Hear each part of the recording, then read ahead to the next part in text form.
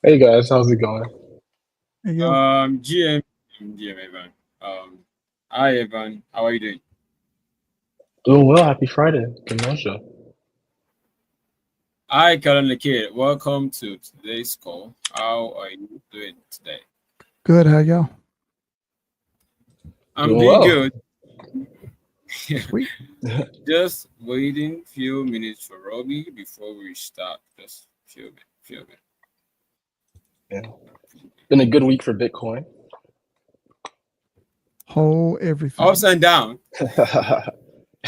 Yeah, yeah. I mean, it was 100K plus and now back to 90 something K. So I want Yeah. to hear market analysis from Colin Kid on BTC. I mean, Yeah, it's interesting. I was thinking it's not going. Okay, go ahead, Evan. Oh no, go ahead. So I mean, I just want to say that I was thinking it's not going to like dump back to because I don't know how much it eats, but I think it's 105. So I was thinking it's not going to go back to 90 something. So maybe it's going to stay at 100. It's going to dump back. So, well, surprised to see that 90 96. I mean, 96 or 98. I don't know numbers. Yeah. I mean, definitely positive news, like policy wise for the US this week with the SEC chair and everything. So I can see it at least. Might go back down, but I don't see it staying down. It's interesting though, I guess the takes now. I mean, I have my parents and family reaching out now that Bitcoin or just crypto's been in the news so much.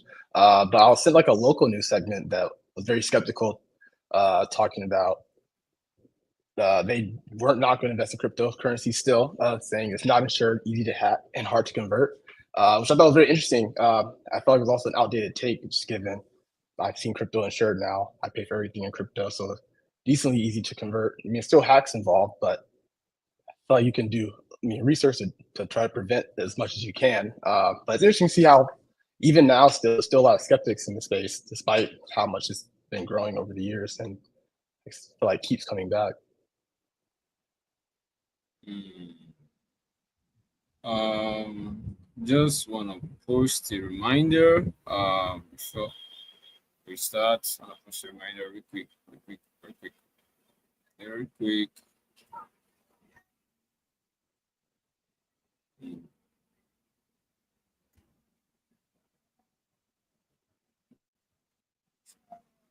Okay.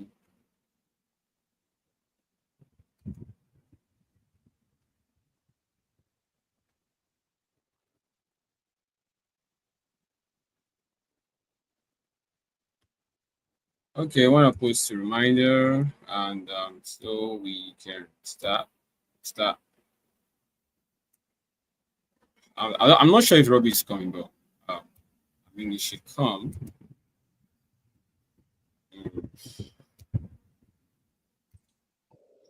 Yeah, I know he just got to Abu Dhabi, so I'm not sure if the time changed. I wasn't aware he was traveling.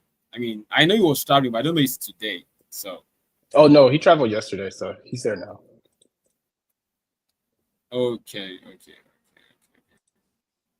1 second, just send this reminder and then we just start.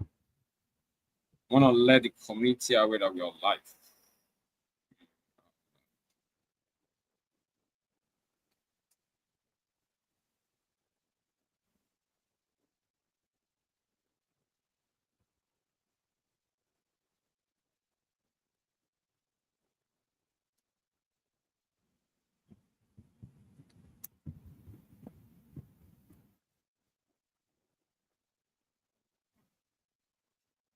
Okay.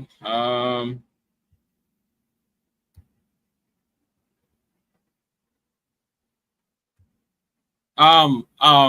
have a question to ask Communicate.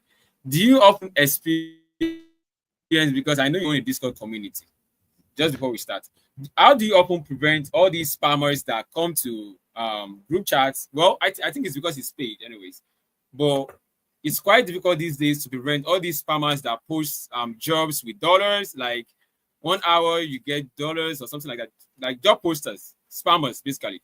I don't know how you tend to how you prevent that from happening in your own community. I don't know how you do that, but Um, I mean I just remember it's paid, so So the Discord's set to private firstly, so it's invite only. And then when you get in there, you have to verify that you're not a bot. And then when you verify that you're not a bot, Discord automatically tells you if a person has suspicious DM activity or suspicious spam activity if you've turned the filter on.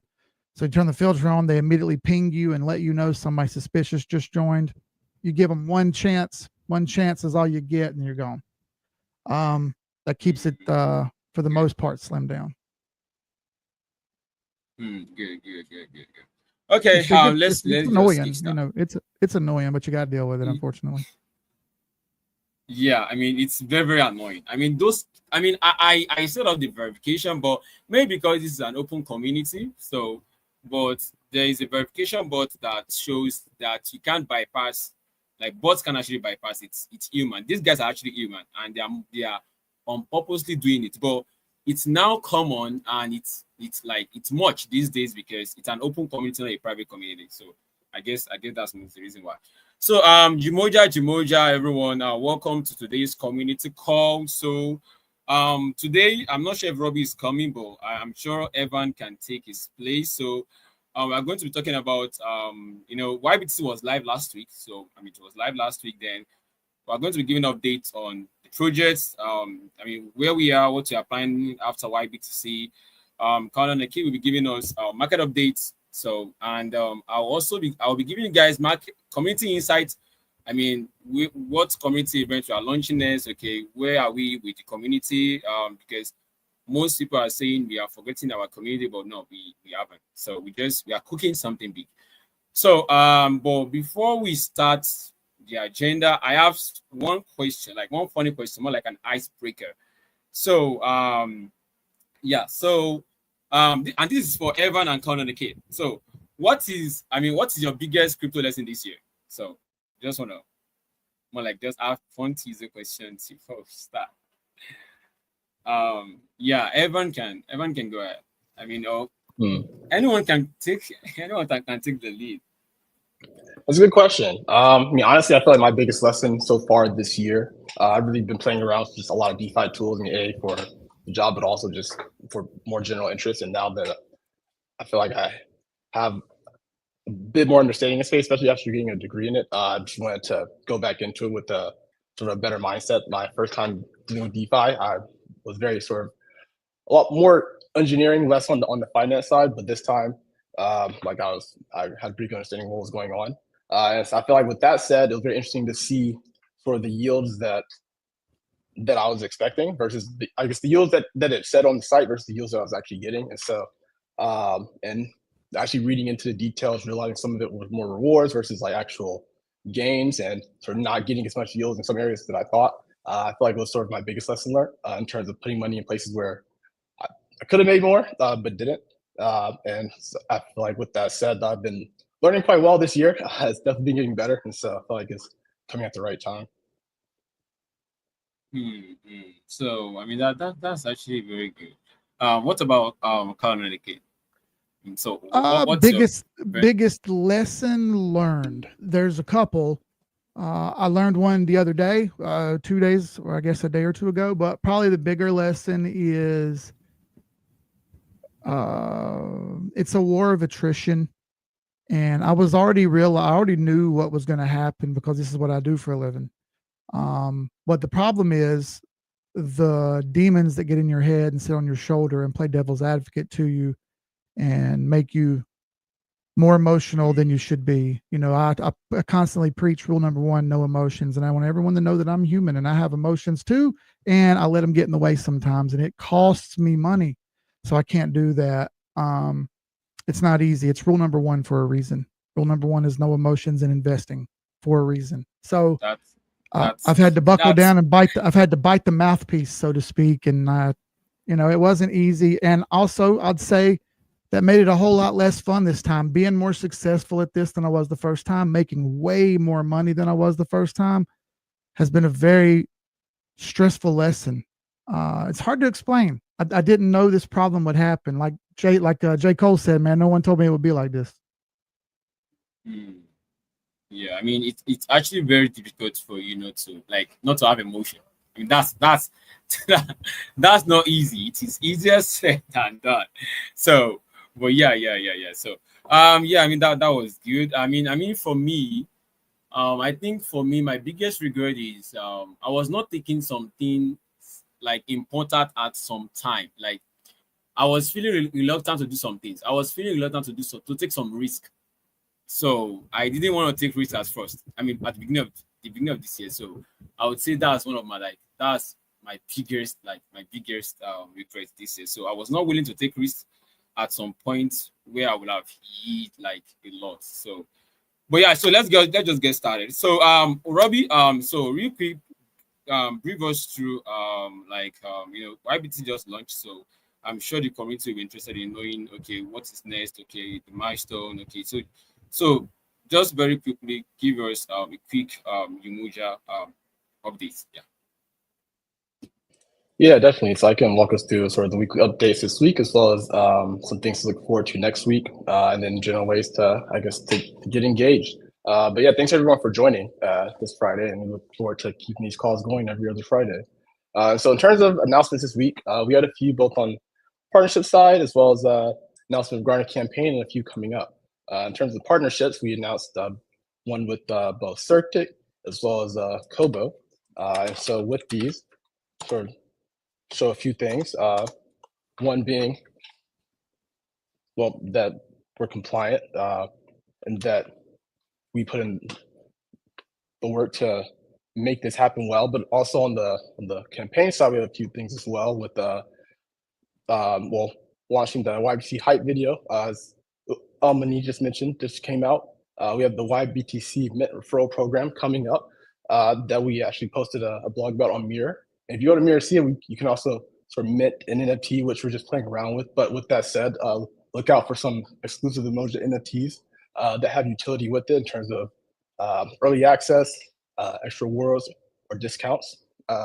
We also have a stake Umoja for a yBTC campaign coming up, where if you stake your Umoja token, you'll earn real Bitcoin or yield bearing Bitcoin.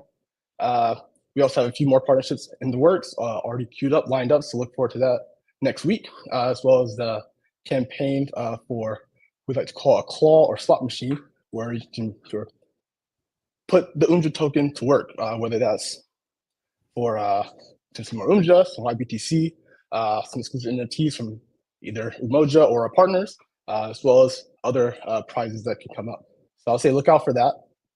But definitely with yBTC, we started taking in deposits for our alpha step with our initial beta investors, but that's been going well so far. We've gotten up to about a little over 100K in volume, or USD valued volume, given the current BTC price. So we expect this to keep going up and be able to open it up outside the whitelist, ideally in a week or a couple of weeks. So look out for that, and look out for the campaign for that as well. And yeah, just to add, so if you are interested in joining the waitlist for yBTC, I will send the link here so you guys can join. I will send the link right now in the chat.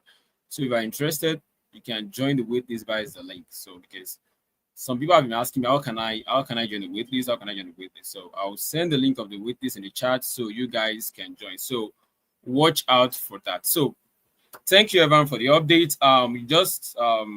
Yeah, that was a very good update. So, and I'll just move over to Carlo Nekit. So, Carlo Nekit, we'd like to hear your insight about the market, and I'm sure a lot of people, including me, is excited to hear from you about the current market.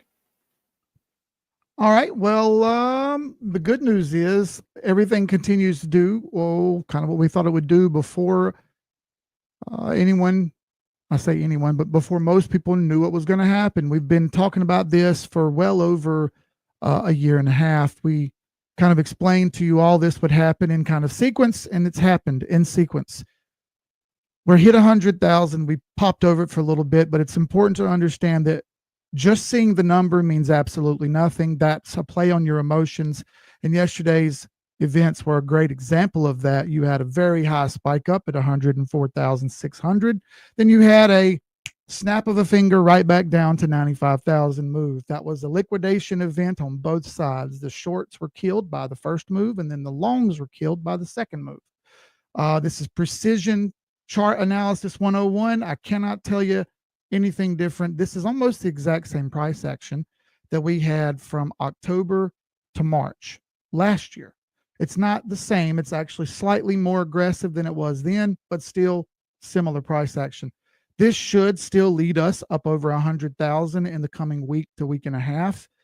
If it doesn't do it in the next week to week and a half, we're likely to get stuck under 100,000 for far longer than that. I don't think that's the case. I think we still have momentum. It's still on a parabola. It's still making a rising wedge over and over again and breaking out of them one after the other. It looks like 100 to 100 to 105. It really needs to close on Sunday night, 7 o'clock Eastern. It needs to close above 100,000. If it does that, that sets a new high. Not only does it set a new local high, but it sets a psychological high that a lot of very bad investors are waiting to happen. All the people that, oh man, how's your Bitcoin or whatever doing? They're all waiting to see now I have to buy moment. That's what we call dumb money. When dumb money comes rolling in, that usually signals that shortly thereafter is a top. I expect that top to still be tax time-ish. Now, the difference is this is a full-on bull run. So eliminate whatever thinking you have about big downs. Those are gone. I don't think we ever see 80,000 again for any significant period of time longer than a couple hours. I don't think that happens from now until the next 2 years. Would we see the similar prices around 85 or 90 that we got stuck in for a while, ran up to, and now we're a little bit above? I don't think we see those prices for another 2 years. This is a bull run, folks. You need to get with it. You have 1 year to make the max amount of money you can. Then we'll have another bear market. But for the next year, it's going to be hardcore celebrations, especially from now until tax time.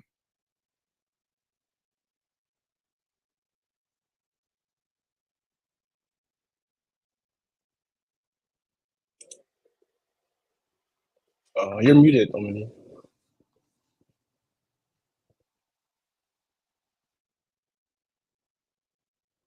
Yeah, still there. Sorry, I was working on something else over here. Okay, and that was a great that was a very great insight. So I know this is not financial advice, but I mean, what meme coins would you suggest someone can hold right now? I mean, what meme coins? What meme coins do I suggest anyone buy? That would be absolutely none of them. None of them. Zip, zero, nada. Stop being degenerate idiots. Everyone who's listening to this, stop being degenerate idiots. You might win once, you will lose 45 times. You're likely to lose everything you make. The more degenerate you act, the more degenerate consequences you will get. I recommend that everyone not be degenerates. Please, you have 1 year to make the most money you can. As soon as you start being a degenerate, people like me will take your money from you and laugh about it. That's a serious statement that I don't want anyone to take lightly. Okay, I'm not taking it lightly. So that's why I was just. I mean, a lot of people are embracing on X right now. I've been seeing a lot of posts on regarding meme coins. That was okay. I was just curious. Okay, let me just ask you. Okay, what meme coins would you suggest someone can just hold for a while? Yeah, just make a quick money, and yeah, boom, sell it up. So. Now, I'll say this caveat: the best way to screen for them, all the circulating supply needs to be released at one time. No one should have gotten anything before it was released. No special wallets should hold anything special. You need a good amount of liquidity for it to be worth it so you can actually make money back on it. Because if there's no liquidity there for you to get out, you're SOL. So if you can find something that's between $500,000 and $1 million market cap with all the coins in circulation and nobody's got anything, so AKA a fair launch, that's a higher probability that you win. But now you're all the way up from 1% to 3% probability of winning. Congratulations. You're still 97% chance you lose. Look at meme coins as scratch-off tickets. You do them for fun. You do them for fun. You don't do them because you expect to win. All right. You play a scratch-off, you might win $5 and you got it. hey, that's just the rules of the game, and I wish it was different, but I don't want anybody to lose, okay? People who have bought into this project or people who are listening have a little bit more intelligence than the others. I want y'all to use that intelligence. I have a question for you as well, Keith. Last time we were here, you talked about sort of what you were excited about, and one of those was definitely like the protocol levels, like the layer ones, layer twos. And this is definitely something that's top of mind for us as well, just given yBTC will be launching on, will be launched on Arbitrum base, bit layer, Avalanche will be expanding as we go. So thinking about which protocols to go to next, which ones are most important, is definitely top of mind. Also, with that said, I've been getting more involved with the Arbitrum DAO, and a couple of days ago, they had a proposal that came out just talking about how a critical pivot is necessary given like the increasing competition in the space. And so that reminded me of what you brought up, just how I guess going to be sort of a lot of change in this area. So I'm curious if you could talk more about how you see that happening, how you see protocol sort of working to develop their own moat or sort of changing the approach that they were taking before. So check this out. This is a long game here, and I don't like to speculate too much. I like to be data-based because I found speculation is mostly just how you feel, and your feelings change from day to day. So I try not to speculate if I don't have to. But to give you a bit of a long game here, the other day, I don't remember the name of the ETF, but there's an ETF that's going to be coming out that's an index of 10 different cryptos: Bitcoin, Ethereum, Bitcoin Cash, a couple other ones. They're all dinosaur coins, or what people call dinosaur coins. However, they're still there, and there's still hardcore money that sits in those. If we keep having those happen, then they're not going away. The only ones that will be left in about, let's say, 4 years from now, the only ones that will be left are the ones that performed very, very, very well, because in 4 years from now will be the last, in my opinion, big bull run. We got a killer one we're going to have now. I think it's highly likely we blow the top off. I don't think that happens next time, though. I think next time we're going to have a more normal bull run, and that's the last one to end a 20-year super cycle at the end of 2030. That being said, this cycle is going to be madness. It won't really matter who's got the better protocol. It'll matter who has the more hype and money into it, and the person who the protocol that can convince the most amount of people to stay in it during the bear market. Because this bear market that's coming up in a year, when it starts in a year, it's going to hit hard, and it's really going to burn a lot of people. And if you don't have solid people in the background who will not sell, you're kind of stuck, because that money is going to leave, liquidate your funds of your company, and then you're SOL, then you're stuck. I think you're going to see a major shift at the end of this bull run. 1 year, maybe a year and a month, maybe a year and 2 months from now, end of 2025, beginning of 2026. That's the top. There'll be a hard fall for a lot of stuff for a year. The ones who make it through the next bear market will not go away. I think 90% of them will be wiped out at the end of the next bear market, but not until then. Then the next bull run we have, regulations are probably going to come down the pipe. Let's be honest. Politicians are talking way more about crypto than they ever have before. We've got politicians who have been elected into office who actively hold millions of dollars worth of crypto, and they're public about it. We're going to have a big push this time. All right. It's going to be a lot of excitement and a lot of ramp up, and everyone's going to be very into it. I'm super excited myself.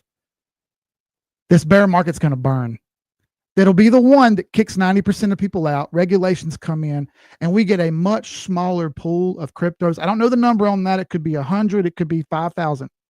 But we'll get a much smaller pool of real tech companies that built something and made something real. And then you'll be less speculative. It'll be way less, I wonder if this one's good. It'll be kind of like the dot-com bubble, where almost all of them failed except like MSN and Yahoo and Google. They managed to make it through. But for y'all who weren't alive back then, because I was, I was in high school when the dot-com bubble popped, right? So I just graduated high school when the dot-com bubble popped. That hurt a lot of people. Anything that had .com on the end of it got money put into it, just like what's going to happen this cycle. Anything that says crypto will have money put into it. That will pop. And both exciting and also very cautionary too. Yeah, man. Gotta keep it real. Prepare for. Yeah, I mean, that's a good point. Good takes for sure. Thank you for that. there's a question in the chat. I don't know. Yes, I'm just gonna pop it up real quick. So he said, Siyoung is asking a question that what do you think about ETH? And again, what do you think about the AI sector? Do you have a good low cap AI coin you think will do well in this bull run? For me? Yeah. Oh, okay. All right, sorry. I didn't know. I couldn't hear I couldn't hear you were talking to. I'm sorry. So yeah, Ethereum. The chart. I know people think it's way behind and it stinks and it's been incorrect. At least 5,000, 7,000 seems to be a stable number that gets hit. Psychologically speaking, $10,000 would be the wow level. Blow off top, I'll say 13,000, 14,000, and that's blow off top, speculative, probably won't happen level. More likely to happen is 7 to 10,000. And I like to keep it real and not make numbers up. These are based on data. As far as AI goes, I don't really care about the narrative. One of the things people get hung up on a lot of times is narratives. You think because something says something, that means it's cool, and it's not. I can say anything is a narrative and start using it as a narrative, and I can go on social media and make stuff up like that. However, there are real coins that do real AI stuff. It's just harder to find because there's so much BS out there. Render, they get kind of quiet. People are kind of quiet on Render. I think they're going to do great. Fetch, I think that's going to do great. And this is all chart based, not my opinion. Those are two AI ones that I know of off the top of my head, and there's a couple more. Sui, that's a new layer one that's already broken all-time high and already up to Fibonacci extension levels. That one's killing it. I think there's some AI stuff built on Sui. How I look for low caps is different than how most people do it. I do it based on data, not based on how I feel. So I want to see most of the coins in circulation. I want to see the market cap above or at 1 million plus. And if that's the case, then you've got good seed money. And the only way you got good seed money was to have a product that was real. Then I like the chart has to have a good structure. It cannot be a falling knife. It cannot be a rug pull that just happens to have $1 million in it. That's how I pick up on which low caps that I want to buy. There are some TNSR, which is I want to say that's on Solana. Hacking HAI is a good one. These are chart based. And Navi protocol, NAVI, is like a GPS style thing, and I think you earn points, blah, blah, blah. These are all lower caps. They tend to multiply faster. I think they'll do pretty well based on the chart.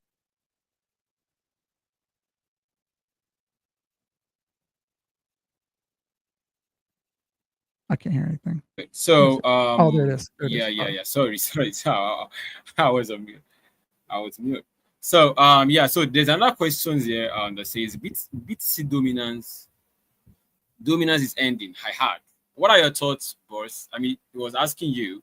So I believe BTC will so perhaps double in the coming years. Is the altcoin season imminent? Absolutely. Altcoin season already started. It started about a week and a half ago. When Bitcoin dominance broke its 68 to 71% level, which is the exact same level that it hit in 2020, which is the exact same level that it hit in 2016. Bitcoin is a mathematical machine. That's the beauty of it. That's how I can chart it data-wise, and I can tell you what's going to happen from week to week to week to week to week and be within a few percent accuracy. It's not because I'm making numbers up. It's because I'm going on the data. And Bitcoin is a data machine. It's beautiful for that reason. It's a beautiful machine. That being said, Bitcoin dominance, once it breaks, that starts to trickle down economics that we live by in the real world today. That economics has started to work. Bitcoin got near 100,000 and dominance really started to fall off, didn't it? Because the psychological level came in, and those people who were in early wanted to get some of that money and move it into other things being altcoins, anything but Bitcoin. In my opinion, there are only two blue chips, Bitcoin and Ethereum, and then everything else. That being said, as soon as Bitcoin got near 100,000, then Ethereum got a little bit of a pull up. All right. And then after Ethereum got a pull up, all the other layer ones started getting pull ups. Altcoin season will probably last all year next year. You're going to have spikes and drops on many, many, many altcoins. I like Bitcoin to go to at least 175, blow off top 225 to 250, and that's based on data, not based on my opinion.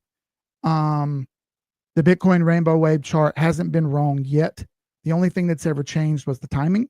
I think the timing is still pretty spot on for this cycle based on what I've seen so far. Good. So yeah, that was a good insight. So is the airdrop? I'm just now. Let's just move to the next agenda, which is community questions. So I'm basically like checking the chat for questions so we can get some questions answered here live on the call. Is airdrop vesting reward and appreciation reward the same thing or different? So I'm just gonna like quickly confirm this from the team. So to make sure that I'm not confusing anyone here on the call, I'll quickly confirm this from the team. So yeah. So